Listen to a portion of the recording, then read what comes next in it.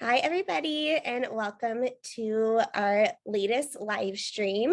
So we have some special guests here today, and we thought that we would bring them on in honor of Women's History Month, because these have been traditionally familiar faces here at Premier, but we're really excited to say that they have joined forces as our new leadership team, and we now have Natalie, Naomi, Brenda, and Alexandra at the helm, co-leading our organization moving forward. So before we get started, I'll give everybody a chance to chat a little bit about themselves, but I really wanted to just start off by speaking to the experience that this group holds. When I was looking back through kind of everyone's history in the recruitment agency, I was wowed to see that combined, and again, this is everyone's experience added up, but they have 38 years of experience between them in the recruiting industry. So it is definitely accurate to say that these gals come with a wealth of knowledge, and it's something to speak to in today's world when people change jobs every 5 minutes. And, especially in our industry, that type of longevity is definitely unique. So just wanted to kind of highlight that and speak to the experience that they all bring. Within that time, though, all of you ladies have held, obviously, you're now at the helm of what we do, but you've held positions from office management to HR assistant work to recruiting associate work and so on. So super well versed in the recruitment industry. And today we really just wanted to highlight them and kind of give insight into what's made them successful and any words of wisdom that they have for anyone else following a similar path, whether that be in the recruitment industry or just women in leadership in general. So we're really excited to have you today.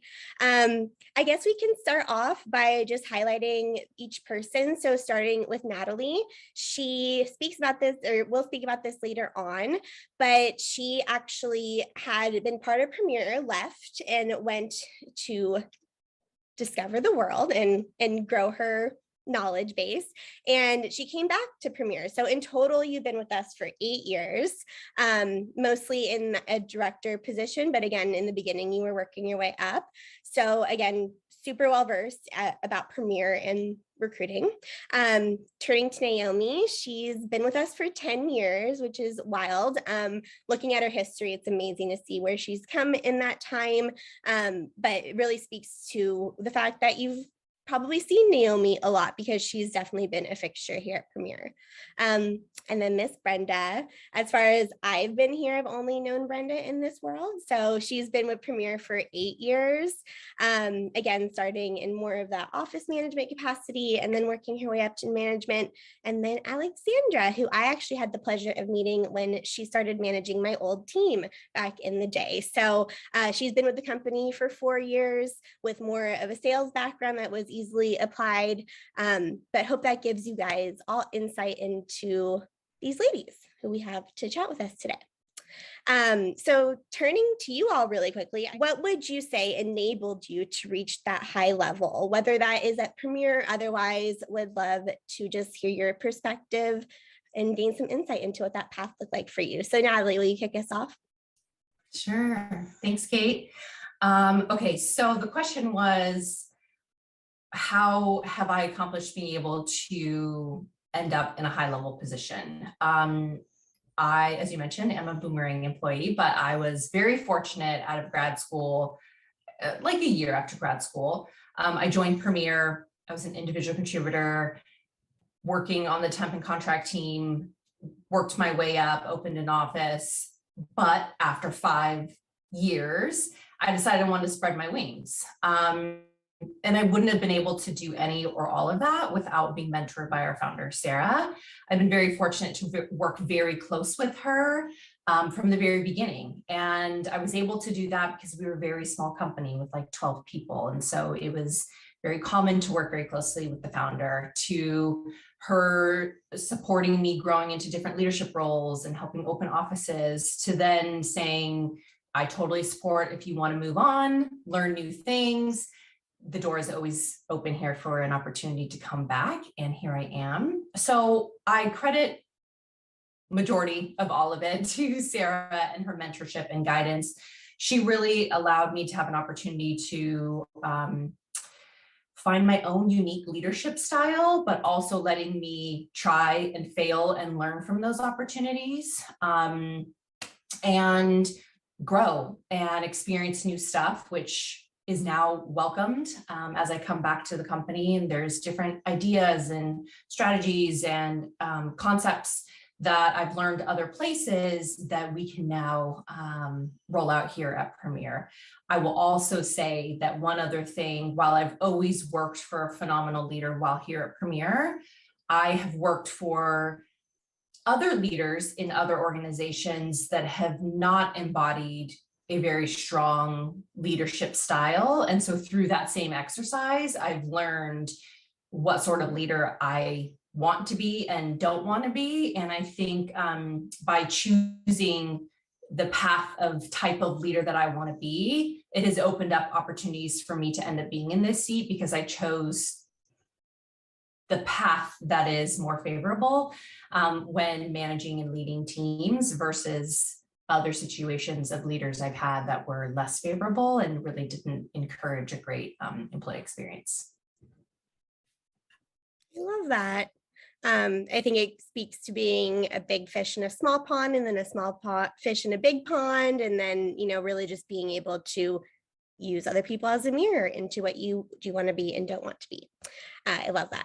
Naomi, you're next. Thank you, Kate. I'm lucky enough to be homegrown here at Premier, so I've really never known any other place or any other leadership team. And this is something that I feel like has just been ingrained in me for a really long time, is keeping my head down and my chin up. And what I mean by that is just working really hard and doing the best that I can and being a positive, valuable team member. And for my first 3 years at Premier, that's all it was. I didn't jump around. I didn't leave when I had a bad day.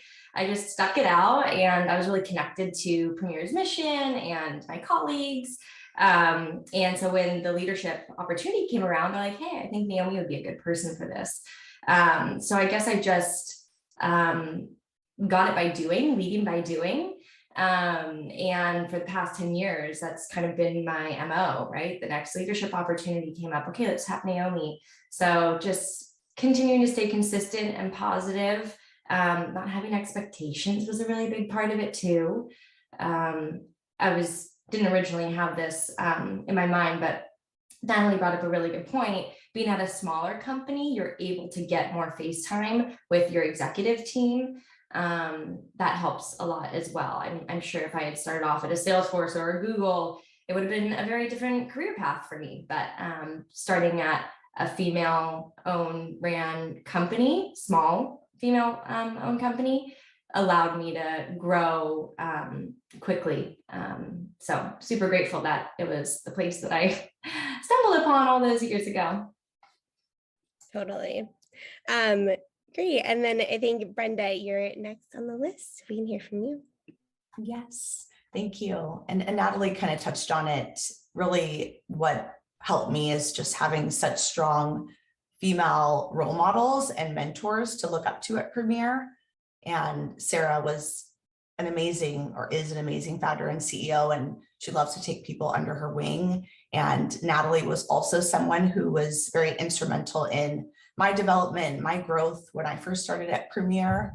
And I've had various opportunities and roles, positions come up and be presented to me. And without hesitation, I just say, yes, I'm down. I want to do this, even if it's something that I wasn't fully prepared for. Can use my resources, use my mentors and role models that I've had at Premier, leveraging them, their strengths, to really help me grow and figure things out that I wasn't necessarily familiar with. And I think that just proved that I was a team player and someone that does lead by example. And that is definitely a leadership quality that we look for most at Premier. Yeah. I think you three were really, and I'm excited to hear from Alexandra too, to kind of back this up, but you three really represent, I think, the fact that when you work with anyone that's supporting women in leadership, it's really about giving someone a chance to get into something new and maybe stumble or maybe flourish, but doing so without any fear that, you're going to get fired or people are going to judge you, or who knows what the situation might be, like negative, assumptions are made about you. The list can go on, but I think you've spoken to the way that we cultivate leadership here at Premier, and also how if you stay aligned with the values of the company and not only the company's mission, but the company's vision as well, you're able to stay positive and withstand maybe some turbulence. You're able to continue going because you have the right people around you. So I think that's really interesting to hear from you. And Alexandra, not to say that your experience differs, but I know that you had a sales management background before coming here. So I'd love to hear from you and maybe what did or didn't work leading up to, being at Premier, and then what's helped you flourish as a leader since you've been here. Yeah, thanks, Kate. Like you said, I came from a different environment before this. And so Premier really took a chance on me, and I feel very lucky to be here and to be where I am in the company. I was able to work my way up in my last company into a management position, coming into Premier as a recruiter with, not expecting management kind of right off the bat. But I've always learned to take every opportunity that comes your way as a positive one. Whether that may not feel like it's the right decision, it's an opportunity. So I've taken that to heart every step of the way, and trusting the process is huge. The people who lead you know almost better than you what's best for you because they see you in your day-to-day. So I've trusted the process every step of the way. I know it's hard sometimes, but it will get you far. And just being positive, lead with positive attitude, and you'll get where you want to be and set the right goals. I love that. And I will say, this is anecdotal, but Alexandra played a pivotal part in my development in that way, helping me kind of reevaluate my past recruiting life, which I still love. I have such a deep love for recruiting. I'm just more of a creative. And Alexandra was pivotal, honestly, in helping me kind of see that in myself. And I didn't even see it at the time. So I think that it just really shows why you found your way into leadership so quickly here. Cool. Thank you for that. I also wanted to speak to the fact that, yes, we have a core leadership team that's only women, but apart from that, our leadership in general are 80%, a little over 80% women, which we're really proud of. We've always been really proud of that. But I'd love to turn to Brenda and Naomi really quick to see if you could provide some color into how that dynamic, or I guess what that dynamic looks like and how it's helped shaped our day-to-day functions. Premier's leadership team we're rock stars. It is incredible to see so many women in leadership, and we are extraordinarily solutions oriented. We eliminate fear in everything that we do. So if we need to pivot something, we want to be innovative and be the first to do something new. We're not afraid to change things up if it means that the change that we're going to make is going to be more efficient for our team. They're going to be able to work faster, better. We're going to be able to service our clients in a higher level. And if that change is going to be valuable for our team. And at the same time, we are very collaborative. So I know that I am not the expert in everything, but we have so many great leaders and coming from different parts of the world or the different companies. And we want to be able to leverage them as subject matter experts to really uncover and address all the different opportunities that we have to grow and to be better. That Naomi, let's hear from you. Yeah. I was thinking about this exercise that we did like years ago to create our company values and our company mission. And Sarah, our CEO, was doing that way before it was trendy, way before all these companies were like values and mission based. And I think that has a lot to do with it too. Our team, our leadership team understands that our people are people outside of work too. Sometimes your family comes first. Sarah has always led with that. She had 3 little kids when I started 10 years ago. Like, how in the world did she manage it all? But she had the flexibility, and she wants to be able to give that flexibility to her employees as well. I think that attracts a lot of women who see themselves as having really strong careers, but also wanting that in their life. So definitely something that I was really drawn to when I first started. Our employees support us. They show up every day working so hard for us. So it's really important that we give that back to them as well. So it, at the end of the day, does help our bottom line. When your employees are happy and when they're feeling supported, they produce more. So it does all come full circle as well. Totally. I think one thing I've always respected about Sarah is her discipline for her professional career, but also her discipline for making sure that nothing spills over into her personal life, at least in a damaging way. She's, disciplined at work. She's, make sure that things are in line, but she's also adaptive to like try to find new ways. So she doesn't feel like she's compromising in any way, right? Or any area. Especially as women, I think sometimes we feel like if we give our all to work, we're not giving our all to our relationships or our family or whatever that looks like. And I think Sarah, you're exactly right, has really instilled in all of us a deep appreciation for a healthy work-life balance, whatever that looks like for us, and the leeway to be able to figure out what that means and achieve that. So thank you. I also kind of wanted to touch on the fact that now that Premier has a nationwide offering, so we work with companies and candidates across the United States. It's really exciting to see. I wanted to kind of hear from you to see if you're also noticing that other companies in kind of the changes maybe in the past couple of years since COVID, are they also trying to diversify their teams, whether bringing more women onto their executive leadership team or, changing the racial composition of their leadership team? Would love to see if that's a trend that you're seeing or if candidates are more drawn to organizations who are prioritizing those things. Alexandra, I'd love to hear from you. Yeah, absolutely. We are in an extremely tight candidate market right now, and companies are realizing that in order to get the talent that they want and they need to prioritize their diversity and equity initiatives, and they are. Candidates, on the other hand, are also weighing their options. They're looking into all those factors. They want to work for companies who are prioritizing these things, and they're also looking for the other perks of the companies, like benefits and things along those lines. But where these candidates decide to work is an investment for them, and they want to be there for the long haul. And so these types of things are more important than ever, especially with the candidate market that we're in right now. Love that. Natalie, you work a little bit more on the client side of things. So I would also love to hear if you agree with what Alexandra was saying. Yeah, we've definitely seen a shift in more clients actually adopting initiative. If they didn't already, they're definitely adopting more diversity and inclusive initiatives. It's those clients that aren't making that a focus or priority that we tend to try and really coach and educate on the importance of that, because as Alexandra mentioned, it is on the forefront of what candidates are looking for. It's very important to them. Equally as beneficial as like, what's the benefits and perks package, right? They want to know what the full encompassing culture is now.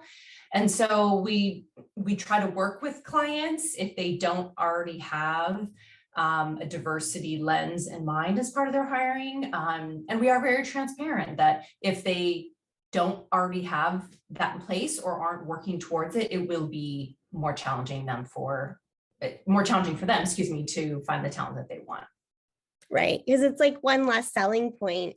If that's something that you're looking for and a company doesn't have it, that's kind of one, con in your list of pros and cons. So I think it's something to consider that way. And also, I think one thing too that I would love to encourage any clients tuning in today to kind of keep in mind too is that by failing to not prioritize these things, not only are you maybe slowing down your hiring process or missing out on top talent, but you're also opening yourself up to a world of liability risk.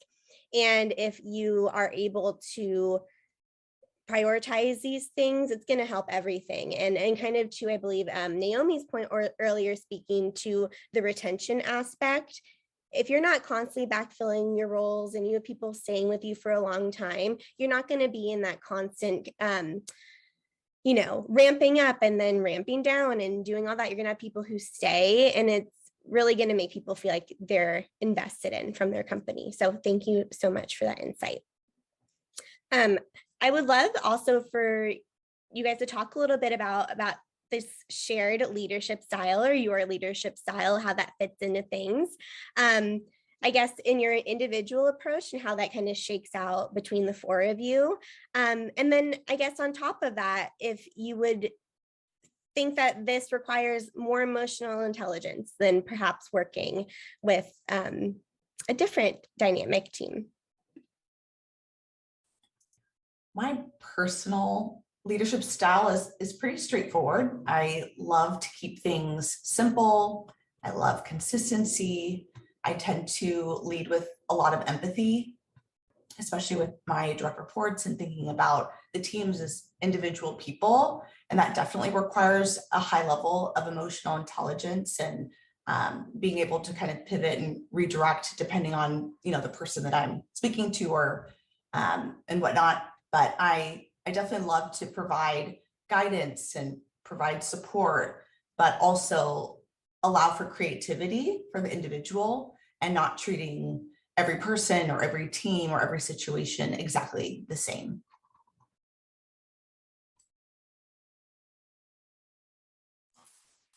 My leadership style is very similar to Brenda's. Very transparent and consistent. I think consistency, like Brenda said, is key. You want to be consistent in your leadership style throughout, you know, whoever you're speaking to, it should be consistent. A big thing for me is leading with integrity and honesty too. We are a values-based company. Integrity is one of our core values. It's super important that not only you trust your employees, but they trust you. So that integrity piece is very, very important.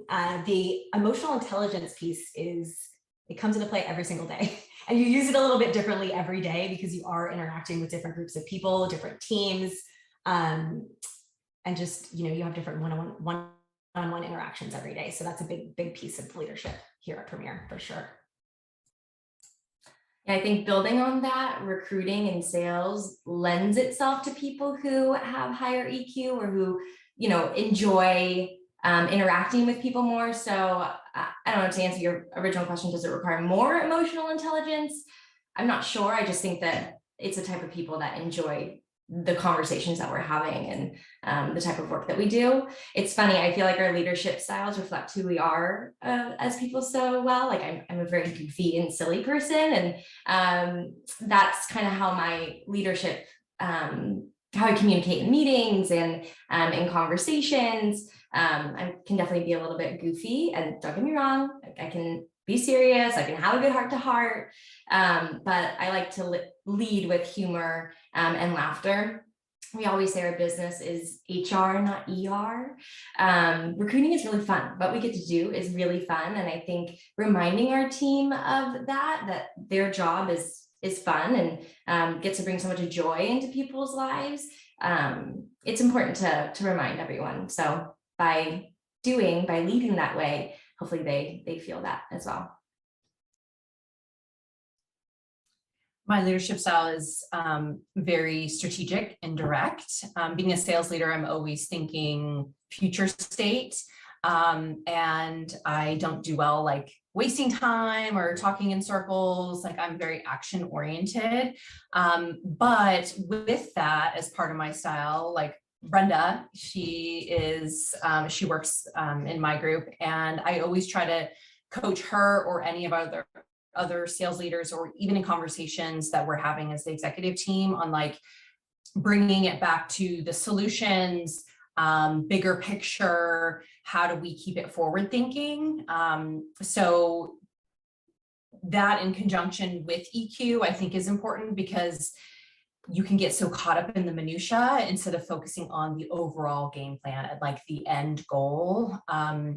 And I also think, because I've worked for some other leaders, that there are people that have high IQ and they have minimal to no EQ. And those are the leaders that tend to, you could be a really smart founder, you can have a really great product, but if you don't have the EQ to have a great leadership style for your people, it's not people centric, you will lose your people. And at the end of the day, then your product is going to suffer. So Anyways, I hope that answers your question. No, yeah, that's great. And I think it depends on like your business, right? And it speaks to the team that you're building around you. If you're someone who might be a genius, but you have trouble relating to people, make sure that you bring people on your team who can maybe fill those holes for you. But yes, I think that we are very lucky to have a nice balance of both here at Premier. And again, I think it's because that's been reinforced for so long. I'd love to hear what advice you would give to other women who want to be leaders or elevate to a management position. Yeah, I can jump in. I think the main thing is that leading is a state of being. It's a reflection of what you do and what you say and how you make people feel. It is so much more than just a title or a set of responsibilities. So keep that in mind every single day that you show up to work. What are you doing? What are you saying? How are you making people feel? Nat? Sorry, I thought Brenda was next. I would say really focus on self-reflection. Like, what is the legacy that you want to leave behind, and then create your path from there. What is it you want to be known for? What impact do you want to leave? And then carve out your path from there. You won't always start as a managing leader, but you will be a leader in your own way. You can always be a thought leader, regardless of what role that you're in, even if it's not being a manager or a boss. To kind of build off on Natalie, I think it's important to determine what kind of leader you want to be. There's so many different kinds. Some people really enjoy the people management side or like training and developing, whereas some people love strategy or operations or just mentoring. So I think just really honing in on what are your strengths and why you want to be a leader, and then setting goals for yourself moving forward from there. And I would just say, go that extra mile, be agile, be adaptable, be yourself, surround yourself with people who are better than you. It's not a bad thing to be around people who do things better than you, because all you'll do is learn from them. And that's the most important thing. It'll just help you grow. And don't be afraid to ask questions and ask to be somewhere that you want to be, because that will get you in the right direction. Ask and you shall receive, right? You have to like put it out there in the universe to get it. Thank you all so much. This was so amazing to hear from you. And, thank you for everyone tuning in for spending some time with us today. I do want to leave a little plug for these ladies. If you want to stay connected with them, we'll make sure that their LinkedIn profiles are linked in this post. And then if you just want to keep up with Premier, we're always here. I encourage you to follow us on LinkedIn. We're super active on there, whether you're actively looking, passively looking for a job or hiring. So we'll be there if you need us. But thank you again, everyone, for your time today. So great to have you.